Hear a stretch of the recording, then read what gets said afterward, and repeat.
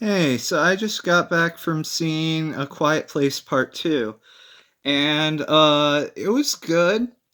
Uh as good as the first one? Maybe not, but it was still really good. I'm enthusiastic about how entertained I was, about as much as I was during the first one. The first one, I was surprised I liked it at all. The second one, even though the reviews were a little too high for this one, so I had the blow consciously known before I went to see the movie, which my brother did not have.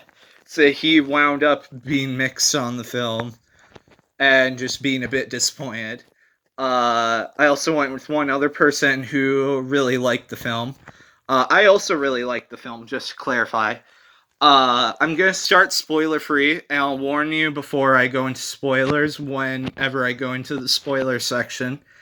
Yeah. So to start, the first Quiet Place, I think was a 9 out of 10. I don't know. It might have been like an 8.5, 8.75, somewhere around there. I guess for now, let's put it at an 8.75 out of 10. That seems about fair. Uh, this one I think is about an 8. I don't know. That's not a confident 8. This one could be a 7.75 out of 10. This one could be an 8.5 out of 10. I don't know. I need to rewatch it again. I feel like I couldn't hear a lot of the dialogue. I feel like the whole movie should have been subtitled. I was very engaged during all the action sequences, and I felt that they were suspenseful and well done. They were just a little too heavy on the jump scares. They used them way more readily and frequently than the first film, and they never felt like they benefited the film as much as they did in the first film, where they were used way more artistically and way less cheap, as in this one. Uh, One thing that my brother complained about was the lack of character that was on show for this movie. Newcomer Cillian or Cillian Murphy, however you pronounce that, didn't have a lot of like character development over the film, and new characters like that also did not have a lot of character development. So they were very mysterious in how they were presented, which may be because in future sequels, which were teased that they wanted to do future sequels based on this one predictably having a cliffhanger ending like the previous installment. Uh, it was it's clear that they wanted to not reveal everything so quickly because they wanted to keep a little bit of mystery for revealing it in future installments, which was fine by me, but not by him. And that was part of where his frustrations lied. Uh, More on that later when I get to the spoiler section. I thought everyone agreed that the performances were great. Once again, of course, because they were great in the first film. The child performances on show were especially astounding, especially this time around where they were more of a focus. Uh, Even with the absence of certain characters from the first film, uh, it was how they compensated was still satisfying enough for me. But I still have a couple of problems. More on that in the spoiler section. Uh, the editing of the film was mostly good. Uh, yeah, I think I've gone through a lot of the stuff I can go through without going into spoilers. Let me think if there's anything else. The monsters were on show way more in this one than the first one. We saw a lot more of them killing, and a lot of it felt more fun and popcorny than the previous one. Uh, One of my problems with the film is that I felt a lack of stakes, and there was a strong predictability to what was going to happen, and nothing was really shocking. Which, I mean, I did get a minor bit spoiled for me that my brother said was the only unpredictable thing that happened, but oh well. Who cares? So the one thing that did happen, I'll talk about in the spoiler section. Uh, but like I need a little bit more, and I also thought the ending should have been tweaked a little. More on that in the spoiler section. So yeah, obviously I have a lot to talk about when I do get to the spoilers. But yeah, I do like everyone in the cast here. I just like everyone else wish there was more because it does leave you wanting more. And as soon as you start the movie, you know that you're gonna have that feeling once the movie finishes where you're like, oh dear, I'm gonna want a lot more of this very quickly.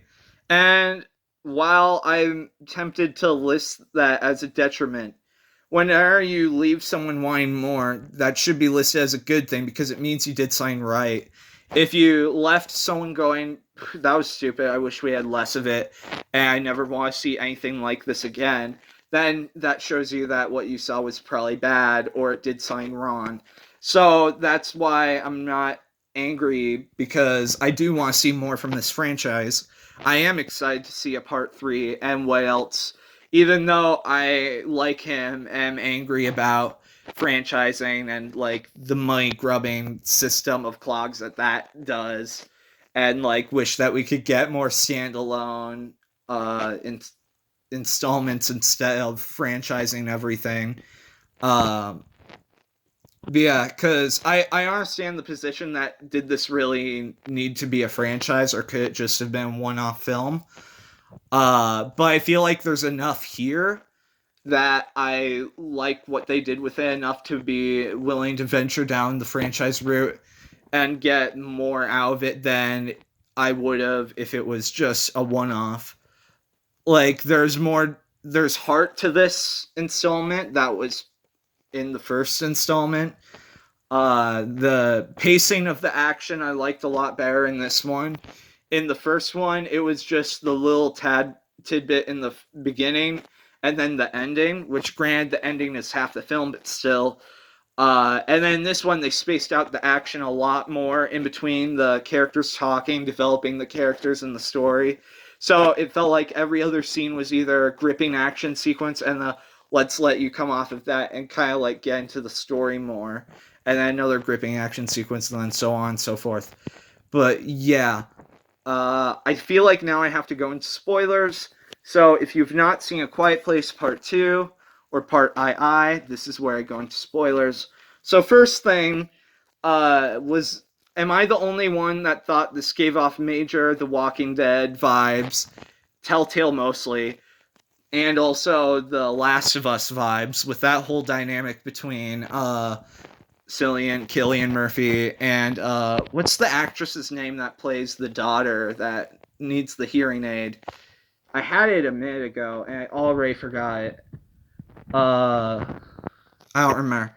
Anyways, the two of them kind of had a look to them like Joel and Ellie from The Last of Us. I mean, you've got the redhead, and you've got the brawny guy with the beard. So I mean, and it's in a post-apocalyptic setting, so already you're gonna give off those vibes. And then speaking of little redhead, she very much gives off Clayton Time vibes with her actual character, where she's the one that knew life before the apocalypse, but then going into the apocalypse, she then has to learn all the ways to stand up for herself and learn to truly fight and take down monsters and stuff like that, and grow to be like the cool heroine of the franchise, and meanwhile raise the next generation to be the next her and that sort of thing. And it's all just very familiar Telltale Walking Dead stuff right here. That being said, there's a lot of other very familiar, like zombie related stuff here, like the whole "there's people not worth saving" that whole thing. That has very much like a Walking Dead feel, where it's like the humans are worse than the zombies. Ooh, that whole thing. That's like the Walking Dead TV show very much. Also, now I'm gonna start the beginning of the movie. One of my biggest complaints of the movie was I was so much more invested in the opening 10 minutes of the movie. I wish were the whole movie. I wanted the whole movie to be a prequel because I was so much more invested in how they got to the point that opened the first movie than where they were going to go after the first movie. Because those opening 10 minutes, gripping. The jump scares were more well executed. The suspense was way better handled. And the whole cast was there. So, like, this is, like, the stuff I wanted to see more of in the film. And it, of course, is probably saving more of it for, like, sequels, or maybe that's all we'll see. I don't know. But I just wish we would have gotten way more of that, and I would like to see a whole movie delve into that. I just want to see way more of that in the future, and I wish that that was literally the entire film. But there's another film in here before we even get to the opening credits, which is resolving where the first cliffhanger left off, which is very Phantasm 2 of this, where it's like, oh, we're not going to ignore the first cliffhanger, we're actually going to deliver on following that up, which is like, yay, a horror franchise finally doing that. Phantasm's the first, and this apparently is the second. Phantasm still did better in my eyes, but this still did good enough. Another thing. The thing I got spoiled for me was that the kid landing in the bear trap, I knew about that. Again, Noah Jupe, he's great in this movie. He's phenomenal. Both the kids are great in this. When I was talking about the stakes not being high enough, we saw, like, a kid die in the first movie, and I never felt that peril again after that, especially in this film. Sure, there's the stakes of, oh no, Djimon Housou, no, I can't pronounce that actor's name. You know, the guy that was in Shazam, he was also in Guardians of the Galaxy and Captain Marvel. He's in Blood Diamond. I cannot pronounce his name, though, for the life of me. He was in this for, like, a hot second and didn't get to do anything. I don't even remember what they needed him for. I think it was just like, we need to meet more people, we need to save more people. But then he says the most cliched line of dialogue ever, which is, but my family! I have to be with my family. I've got to save my family, my family, my family, my family. And it's a literal death sentence to say a line like that. So I turn to my brother and say, he's gonna die. And the moment I finish saying that, sure enough, he dies. And I'm like, wow, that was surprising. That's not an actual horror movie cliche or anything. The here, take my family guy so I can die. That's not an actual cliche. Visit The Happening if you've not seen this cliche before. But yeah, I never felt like any stakes for, like, actual main characters, though. I never felt like anyone was actually going to die until the very end of the movie, where then I started coming up with better endings than the ending we got, because there never turned out to be any danger at the end of the movie. There was a brief moment where it felt like Cillian Murphy was going to die to save Millicent Simmons. Is that her name? I don't know. And that would have been a direct correlation to the first movie, where her father figure already died for her in the first movie. So I was like, nuh-uh, they're not going that way. That would be really cheap. The only other way that they would go would be, for his character, would be to have a heel turn and have him reveal himself as one of the people not worth saving. But no, they didn't deliver on either of those. Maybe they're saying it for sequels. Another thing they could be saying for sequels is John Krasinski's character in Day One seemed far too knowledgeable about the situation, which they even refer to back in the present, where he's, like, shushing people because he seems to already be aware that, like, noise is what draws attention, which in the first film, it seems to take them a while to figure out that's noise related, that is what gets people killed, because there's newspaper articles on it. But he seems like on it on the first day, and everyone else isn't knowledgeable about this. They have their cell phones going off, they're praying, they're doing all these other noisy things. And everyone else in my theater was like, what are you doing? Shut up. But he knew somehow. So that led a lot of people in my theory to theorize that he was somehow involved in creating the monsters, like, or he knew something about the monsters going into like the attack. And when the daughter was asked about like if he was keeping anything from them, she was like all defensive, like, "No, he would never keep anything from us. My dad is not a liar. You're not like my dad." But odds are he probably did hear the thing on the radio. He just kept it from people, and we're supposed to be like, there's some big secret about him that we're not learning. So that's like our guess. Anyways, back to what I was talking about, the ending. Uh, what I thought the movie should have ended with was when the sad music started playing from the first movie, which, I mean, the music from the first movie is so prevalent in the second movie. Uh, I thought it was a key sign that a character was going to die, and the most obvious way to do this, and the best way to do it, would be the daughter would die saving her father figure because she couldn't save her father figure before. So this is her redemption arc for letting her father die in the first movie, who finally revealed that he loved her. So this would be her making up for that by saving him, and yeah, just making up for that. I thought that would have been a way like more emotionally resonant way to end the second film. It would be a dark cliffhanger, and it would have like you could have had like silent end credits, and everyone would have been like, "Oh!" at the end of the movie after that. I know I would have been gutted if that's how the movie had ended. Like that would have been a way more concrete, like impactful ending to the movie, and it would have made it feel like there were more stakes to the movie. But no, that's not what we got. We got the two kids doing the Clementine thing, where it's like, well, now you can stand up for yourselves and become horrible people by murdering things. But hey, you need to do it to survive, right?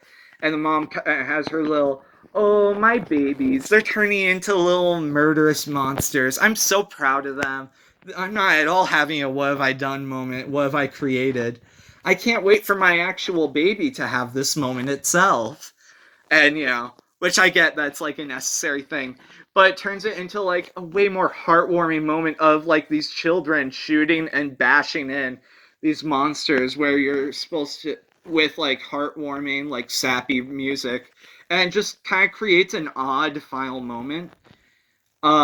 It shows that they're growing, and it shows depth, and it shows like just character growth and arcs and things like that. But it just feels like an odd moment to close the film on. Uh, but yeah, I don't know if there's anything else I wanted to comment on. I think that's about it. I liked it. Yeah, I'd be curious to hear what you thought. I heard that everyone really liked this one, except for my brother. So yeah, uh, thanks for watching.